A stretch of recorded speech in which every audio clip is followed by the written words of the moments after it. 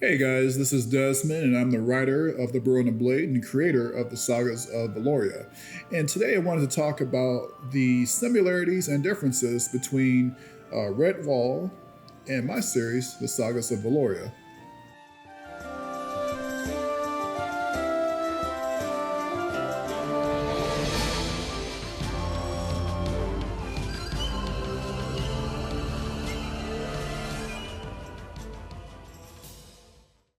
So today we're going to be comparing Babax Merrifur to Matthias from Redwall, and we're going to be looking at the similarities and the differences.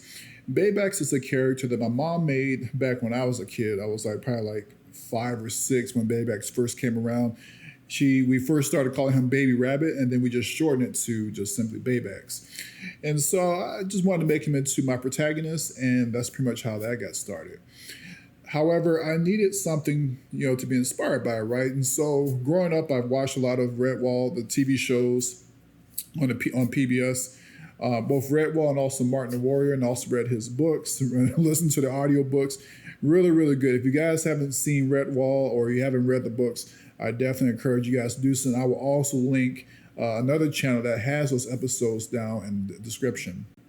So for those who have read the book so far, because I have beta readers now and they all seem to love it, they all see the similarities between Redwall and Burrowblade, but they also see the vast differences. And so I'm unapologetically inspired by Brian Jacques, and it's foundational to my understanding of what anthropomorphic fantasy could be.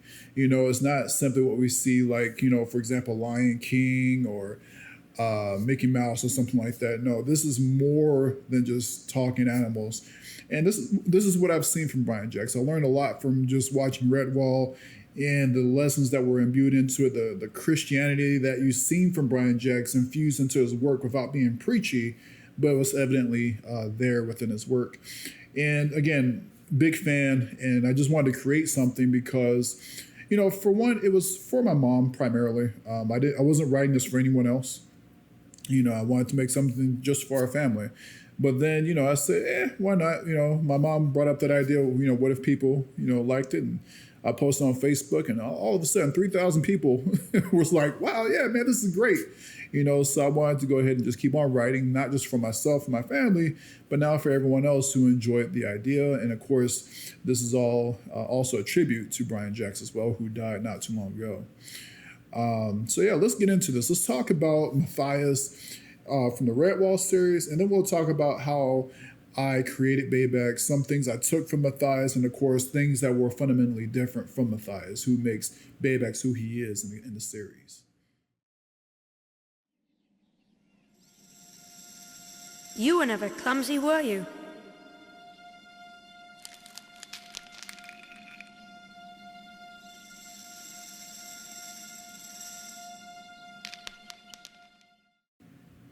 So, and this is going based off memory because it's been a while since I've seen and read the books. But Matthias, from what I remember, he was a headstrong type of mouse. He was eager to fight, for what was right. We'll be ready. We'll stand firm. We'll stand together. We'll fight him. I will hear no talk of fight. He was the first one to say when Clooney came around, it's time for us to fight. And of course, Abbott was like, no talk about fighting. We don't want to have that, And, I like that about Matthias. He was young, he was brash, naive even, but he learned throughout the series, what it meant to be a hero, what it meant to be a warrior. He had the subtle guidance of Martin the Warrior, prophetic dreams and that sort of thing. And eventually, of course, he had to take up the sword and defend Redwall. And so these things I liked about Matthias, looking at his journey from, a little bumbling, abbot monk to becoming the warrior that Redwall needed in its dire times.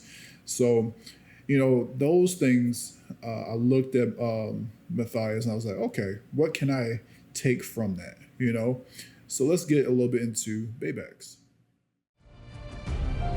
Fear is no shame, Babax. I felt it. Every warrior worth remembering has. But you must choose, not just to stand, but to become. You are not your brother. You are not me. You are something new. And when you rise, Babax Merrifur, I will stand with you, young flame.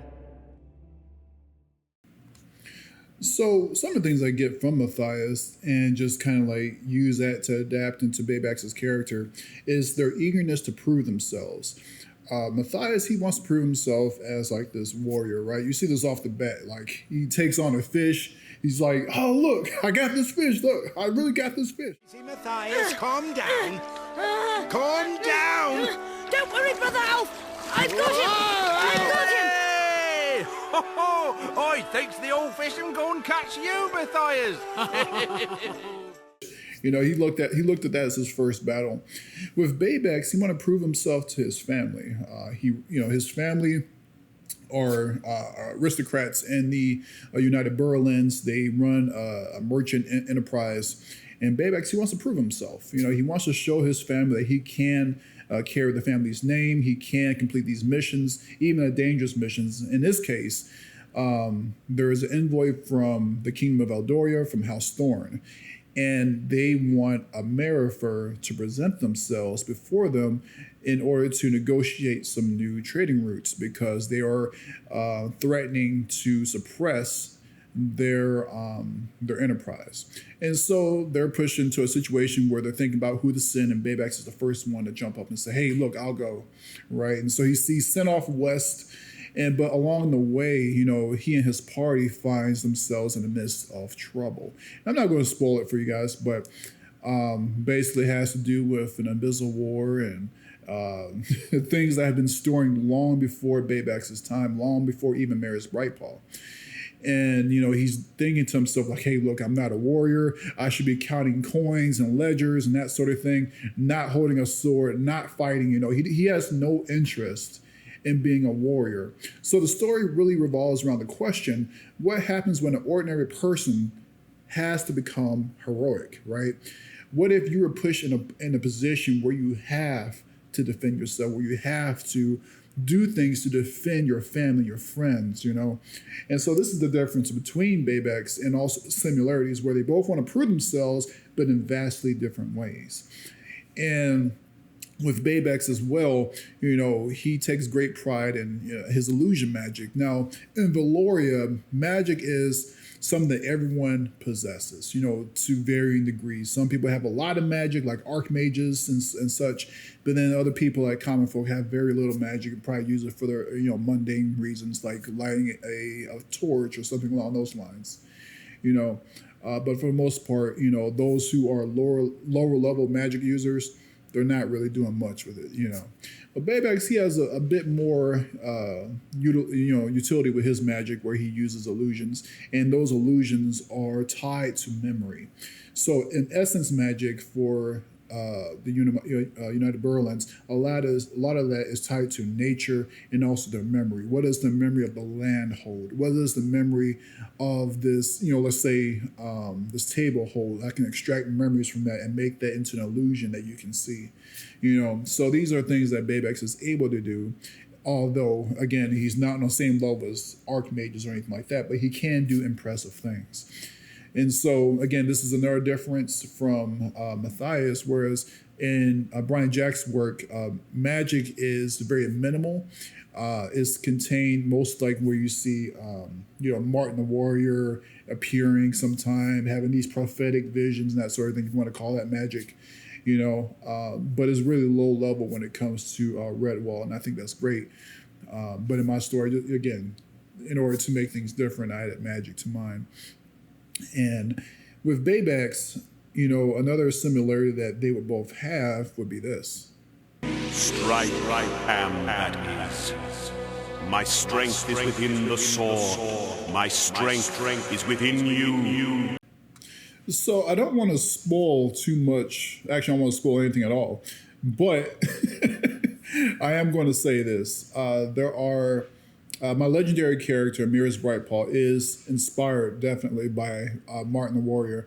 That is my original character in this, because again, Babax, Jim, Jane, Timothy, these are characters that came from my mother, but Mirrors is my own special creation. And again, I draw a lot from Martin. I draw a lot from Aragorn. You know, a lot of these other characters. I also draw from my own faith in Christ. And so when you guys read the prologue, you'll definitely see a little bit of all that in there, where Mirrors got her beginning. Now, she was nothing. You know, she was just a simple mouse who became something. And, you know, later on, she's pretty much, you know, seen as a saint, or as the Burrowfolk would call her the Great Burrow Mother. And, you know, this Burrow Mother gives Babax help, even though they're about 1,500 years apart, 1,500, 2,000 years apart. And so you'll see when you read that story, you'll see the similarities there, but you'll also see a very vast difference between Mirrors and Martin. But yeah, Babax, he does get help from this particular figure here who is legendary. He's just like, wow, like, why are you talking to me, type of thing, you know? And it's really fun. Again, this story is really based on every story I've read growing up, from, you know, again, Redwall, Lord of the Rings, Tolkien, Lord of the Rings, the Chronicles of Narnia, you know, C.S. Lewis type thing. When I also read Robin Hood, King Arthur, Troy, and all these other great stories I've grown up. And the reason why I even got into those stories was because of this one show, Wishbone. Now, if you guys remember back in the day, you guys remember Wishbone? How did that song go? What's the story, Wishbone? What's this you're dreaming of? Yeah, so I'm old. You know, some of these other guys out there like, what's that? You know what I'm saying? Like, I showed that to my guy baby one day. She was like, what is that? You know, but yeah. I mean, you know, growing up, you know, I had a lot of inspirations, a lot of encouragement and that sort of thing to develop that, you know, imagination and create my own stories and that sort of thing. And here I am today, 36 years old, and making a story about stuff that, you know, kind of drove my imagination. So without further ado, guys, I think that's about it. Just wanted to share a little bit about, you know, Babax and comparing it to Matthias and showing some of the similarities there. But if you guys have not yet, please take a look at the Kickstarter. If you haven't signed up for it, please go ahead and look at it, sign up for it, and see what you guys think. Of course, you guys are welcome to look at all the trailers I got, animated stuff. I'm trying to actually do something with this because, like I said, it's mostly for my family, but also it's for everyone else who seems to enjoy that sort of thing. And, you know, we got other people who are joining in, like my brother TD and Macintosh. He's joining in with his Koran. And, you know, I have another writer who will be writing her own part in this whole world. Her name is Emma. You guys heard her and her voice over. And so, yeah, it's been fun. I've been enjoying this. Again, if this doesn't do any, you know, this doesn't become anything, I'm still have fun and still make it and still put it up on, you know, Amazon for people to purchase, whatever. But if it does, I mean, hey, look, my plan is animated series, tabletop games, you know, all that sort of stuff. And I also want to look at some of the other, similar titles like Mouse Guard. I've heard about it. I've never actually looked into it myself, except for a couple things. I looked into, you know, I thought it was pretty cool. So I'm going to take a look at some of the comics. Hopefully they come up with a TV series. I heard they're supposed to have like an animated movie or something like that, but I'm not too sure about it. But anyway, guys, I hope you guys enjoyed this. Please like, comment, subscribe. Let me know what you guys think. Did I date myself too much there talking about, you know, Wishbone and all this other stuff? Oh man, yeah, it's been fun, man. It's been fun. I'll make some more videos talking about other things that inspired me, because I also mentioned in the live stream that I was inspired by Lovecraft, you know, so you'll see those sort of horror elements inside the story. And it just somehow I'm mixing all this stuff together and it's just coming out good somehow. So yeah, but yeah, I hope you guys have a good time and enjoy.